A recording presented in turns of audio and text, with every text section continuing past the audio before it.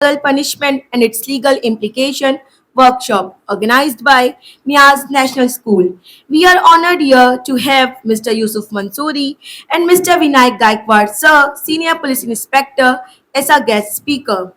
Now let's begin the event with the recitation of the Holy Quran. For this, I would like to invite Lukre Muzammil of grade 6.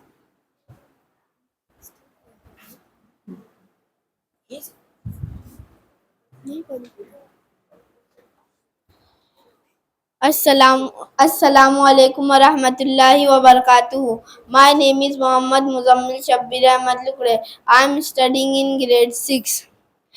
أعوذ بالله من الشيطان الرجيم. بسم الله الرحمن الرحيم. إذا جاء نصر الله والفتح ورأيت الناس يدخلون في دين الله أفواجا فسبح بحمد ربك واستغفر إنه كان توابا صدق الله العظيم. MashaAllah. What a peaceful recitation. Now it's my great pleasure to introduce our esteemed guests today, Mr. Yusuf Mansoori and Mr. Vinayak Gaikwad, sir. Mr. Vinayak Gaikwad sir is a senior police inspector. Sir, आपका हमारे बीच आना हमारे लिए बहुत सम्मान की बात है. आप जैसे respected member of law enforcement community की प्रेजेंस ये दिखाती है कि आपका काम कितना इम्पोर्टेंट है. पुलिस फोर्स हमारी सोसाइटी की बैकबोन है जो हमेशा हमारी सेफ्टी और सिक्योरिटी के लिए काम करती है. वो हमारे अनसंग हीरोज है जो अक्सर अपनी जान को खतरे में डालकर हमारी प्रोटेक्शन करते हैं. मिस्टर विनायक गायकवाड़ जी सर भी एक ऐसे ही अनसंग हीरो है जिन्होंने अपनी लाइफ कम्युनिटी की सेवा में लगाई है इंटीग्रिटी और डेडिकेशन के साथ. उनका कमिटमेंट जस्टिस और पब्लिक सर्विस के प्रति बहुत ही कमेंडेबल है. हमें बहुत खुशी है कि वो आज हमारे बीच हैं और अपने इंसाइट्स और एक्सपीरियंसेस शेयर करेंगे.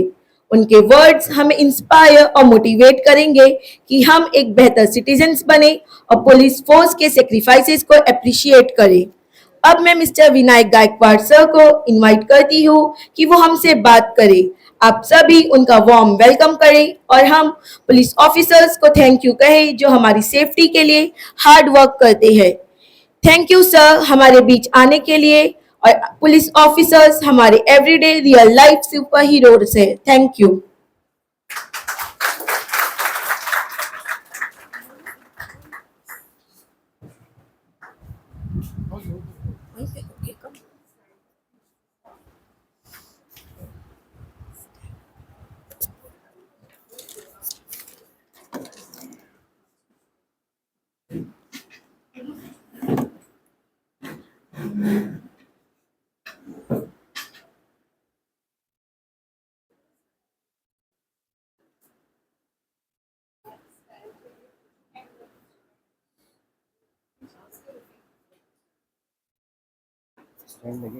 नहीं,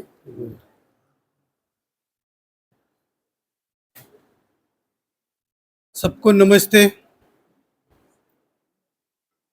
आज मैं आप सभी को मेरे को जो सब्जेक्ट दिया है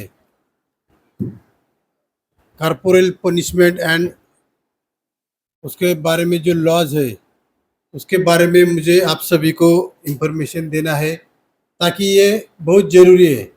आज की जनरेशन के साथ अपने को चलना है तो ये सभी बातें सभी टीचर लोगों को मालूम होना ज़रूरी है. कानून के बारे में इंफॉर्मेशन होना चाहिए. आज अपन देखते हैं कि बच्चे कितने इम्पोर्टेंट है सबके लिए. मतलब बच्चे देश का फ्यूचर है तो उनके साथ भी घर में पेरेंट्स को स्कूल में टीचर को एक अच्छा सलूक करना ज़रूरी है. अगर हम बच्चों के साथ कुछ गलत व्यवहार करेंगे दुर्व्यवहार करेंगे तो उसका परिणाम बच्चों के ऊपर होता है, उनकी शारीरिक मानसिक स्थिति पे होता है और उसके लिए बहुत सारे कानून बनाए हैं। कॉर्पोरल पनिशमेंट मतलब शारीरिक शिक्षा देने का किसी को कोई अधिकार नहीं है। खास करके छोटे बच्चे जो 18 साल से कम उम्र के हैं, जिनको कानून से संज्ञान नहीं माना जाता, वो अज्ञान अज्ञान है, तो ऐसे बच्चों के साथ किसी को भी शारीरिक उनको पीड़ा देना या उनके साथ कुछ गलत व्यवहार करना ये कानून को मंजूर नहीं है। फिर वो घर में पालक है, पेरेंट्स, या स्कूल में टीचर है, या सोसाइटी में आम पब्लिक है, कोई भी बच्चों के साथ गलत व्यवहार नहीं कर सकता। अभी आपने को स्कूल के बारे में ज़्यादा यहाँ डिस्कस करना है। स्कूल में अपन ये सब करते हैं, अपना उद्देश्य ये रहता है कि बच्चा पढ़ाई करे, बच्चे का पढ़ाई में वो ध्यान दे, या उसका शैक्षणिक डेवलपमेंट अच्छा होना चाहिए। ये टीचर को दिल से लगता है कि अपन बच्चे के फ्यूचर के लिए या बच्चा अच्छा पढ़े इसके लिए अपन उसको डांटते हैं या उसको मारते हैं। लेकिन पुराना ज़माना अभी नहीं रहा। पुराने ज़माने में जो पेरेंट्स थे वो खुद स्कूल में आके भी टीचर को बोलते थे कि सर इस पे ख्याल रखो, इसको मारो, ये घर में तंग करता है, पढ़ाई नहीं करता है। लेकिन ऐसे पेरेंट्स अभी बहुत कम हो गए। ज़्यादातर पेरेंट बोलते हैं कि हमारे बच्चे को बोलना भी नहीं, मारना तो बहुत दूर है, हम देखेंगे, हमारा बच्चा जैसा पढ़े वैसा पढ़े, जैसा उसको रहने का वैसा रहे, वो सुधारे बिगड़े हम देखेंगे, लेकिन आप उसको हाथ नहीं लगा सकते। अगर पेरेंट्स की ये मानसिकता है तो मुझे बताओ कि ये ठीक रहेगा क्या कि अपन बच्चे को मारते हैं या उसको डांटते हैं। सिर्फ डांटने से भी उसकी मानसिक स्थिति बिगड़ती है। अभी दो दिन पहले ही अपने सलाउद्दीन स्कूल है अपने यहाँ, आप सबने न्यूज़ में पढ़े भी होंगे। सलाउद्दीन स्कूल में 10वीं कक्षा में पढ़ने वाला एक स्टूडेंट, उसको अभी पेरेंट्स बोल रहे कि उसकी फीस नहीं भरे थे करके उसको नीचे ज़मीन पर बिठाया। लेकिन वो जो टीचर है उन्होंने सोचना चाहिए था कि ठीक है, आज फीस नहीं भरी है, कल भरेगा, या उसके पेरेंट्स को बुला के उसके बारे में बताना। लेकिन बच्चे को, सभी स्टूडेंट बेंच पे बैठ के पेपर लिख रहे हैं और एक बच्चा स्कूल में ज़मीन पे बैठ के उसको पेपर लिखवा रहे हैं, तो ये इंसानियत के तौर पे भी ये बात बहुत ख़राब दिखती है। और फिर वो बच्चे को पीड़ा हो गई, वो 3 घंटे ज़मीन पे बैठा है, पेपर लिख रहा है। पहले दिन उसने घर पे जाके उसके फादर के सामने रोया कि आज मेरे को टीचर ने ज़मीन पे बिठा के पेपर लिखवाया और मुझे बोल रहे थे कि जब तक तेरी फीस नहीं आती तेरे को अलग ऐसा ही बिठाएंगे हम।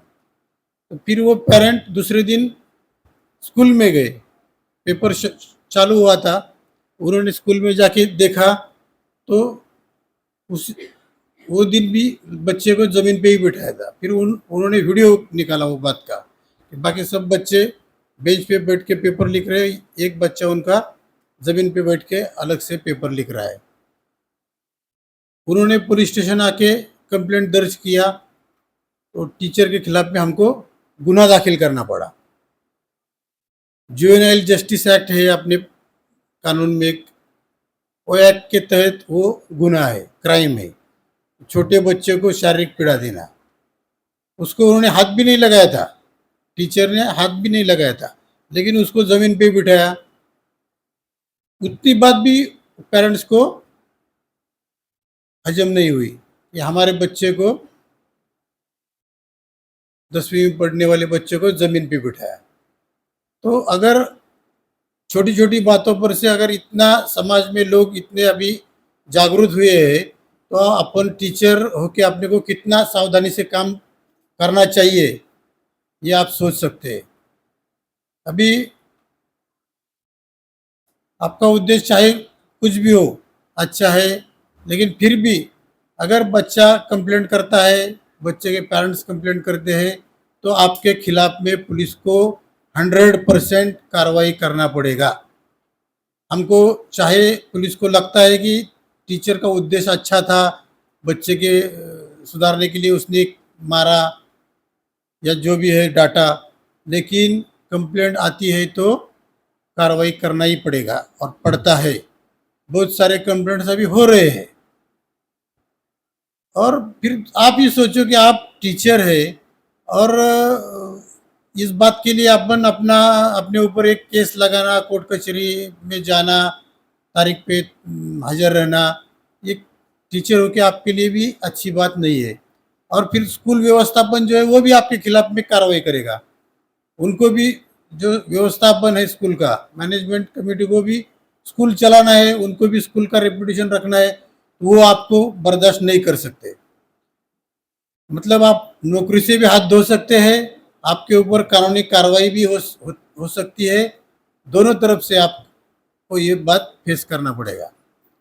इसलिए मेरी रिक्वेस्ट है कि आज से हर एक टीचर ने एक दिल में एक पक्का ये करना है कि कोई हाल में मुझे कितना भी गुस्सा आए, बच्चे ने कुछ भी गलत काम करे, होमवर्क ना करे, फिर भी मैं उसको मारूंगी या मारूंगा नहीं। चाहे वो होमवर्क ना करे, पढ़ाई में पीछे रहे, उसके पालक को बुलाओ, उसके पेरेंट्स को बुलाओ स्कूल में, पेरेंट्स को बताओ कि आपका बच्चा ऐसा ऐसा कर रहा है, उसका पढ़ाई में ध्यान नहीं है, आप उसको मोबाइल दे रहे हो, मोबाइल का इस्तेमाल कर रहा है, ये उसकी उम्र नहीं है। ये उसके पेरेंट्स को समझाओ, पेरेंट्स को बताओ। लेकिन आप खुद होके बच्चे के साथ में मारा पीटी करेंगे तो उसका नतीजा आपको भुगतना पड़ेगा। अभी इसमें क्या क्या, कानून में क्या क्या प्रावधान है? राइट टू एजुकेशन जो कानून है, राइट टू एजुकेशन के तहत हर बच्चे को पढ़ने का अधिकार दिया है, फिर वो जैसा पढ़े। और राइट टू एजुकेशन ये एक्ट के तहत कोई भी स्टूडेंट को स्कूल में कॉर्पोरल पनिशमेंट देने का टीचर को कोई भी अधिकार नहीं है। स्पष्ट लिखा है, स्पष्ट बताया गया है कि स्कूल में बच्चे को पनिशमेंट देने का अधिकार टीचर को नहीं है। उसके बावजूद अगर अपन पनिशमेंट देते हैं तो अपन कानून तोड़ रहे हैं। तो राइट टू एजुकेशन सब लोग आप गूगल पे जाके भी पढ़ सकते हो कानून, या आजकल मार्केट में बुक्स मिलते हैं, आप खुद उसका स्टडी करो।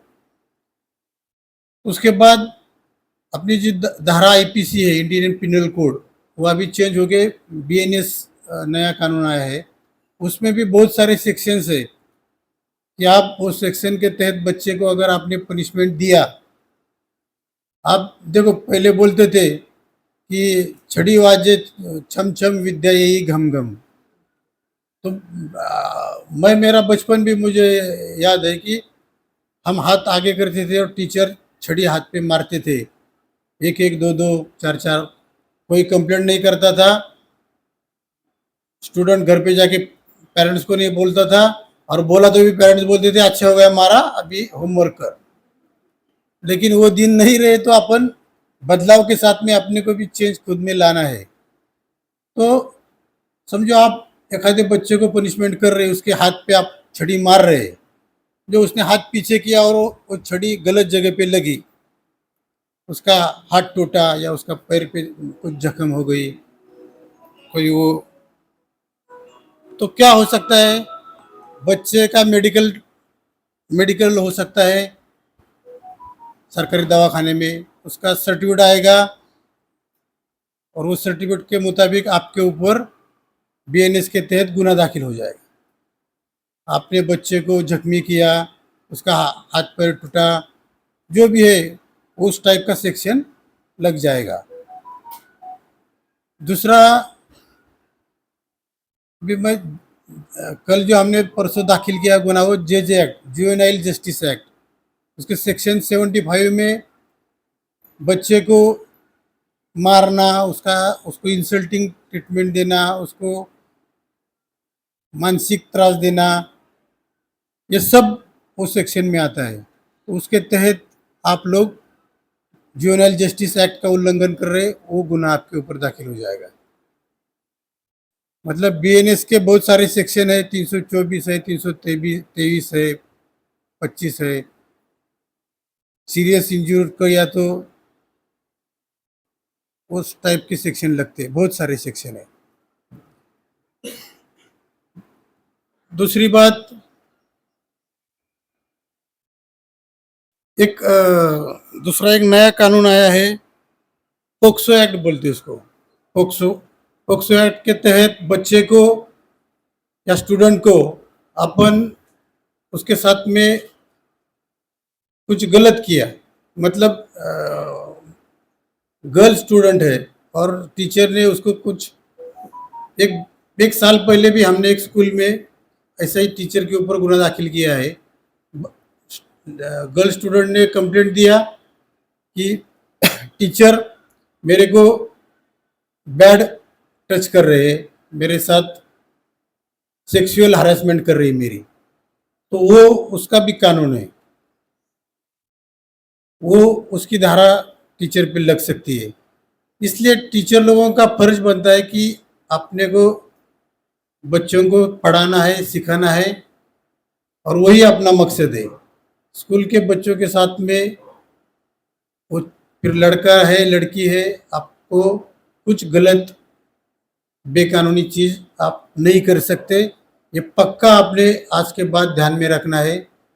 नहीं तो मैं अभी आपको बहुत सारे कानून के सेक्शन बताए, उसके तहत बहुत सख्त कार्रवाई आपके ऊपर हो सकती है। इसके बाद आपकी जो बदनामी होगी, स्कूल की बदनामी होगी, उसके भी जिम्मेदार आप खुद रहोगे। ये कोई भी स्कूल में ऐसी घटना होती है तो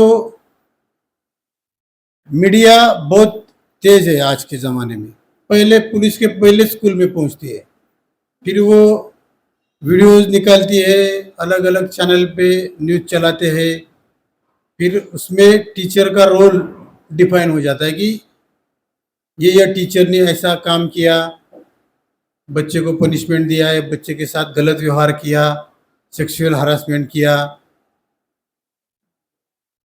तो आपकी बदनामी बहुत बड़ी हो सकती है। और फिर आप सोचो कि गुनाह दाखिल होना, नौकरी को हाथ धोना, बदनामी सहन करना पड़ेगी, फिर कभी कोई स्कूल वाले आपको खड़ा नहीं करेंगे, आपको नौकरी नहीं देंगे, क्योंकि आपका रिकॉर्ड बन जाएगा। तो ये सब बिल्कुल नहीं होना चाहिए, इसलिए इस सब की आपको नॉलेज होना बहुत ज़रूरी है।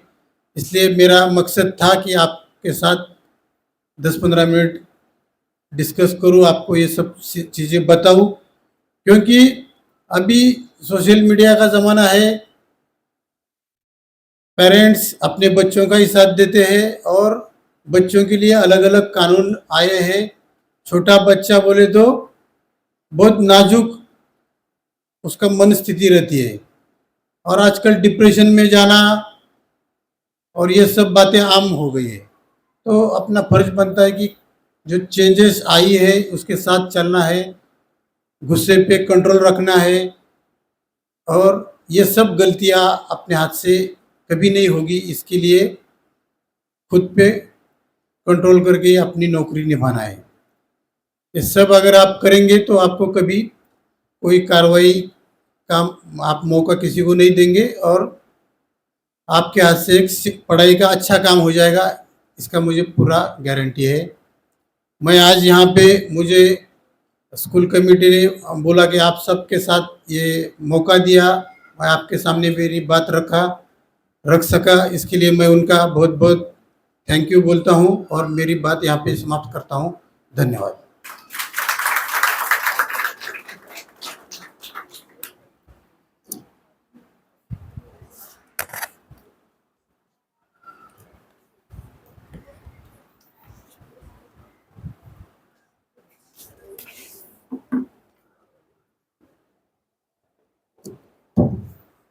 Thank you, sir, for gracing us with your presence.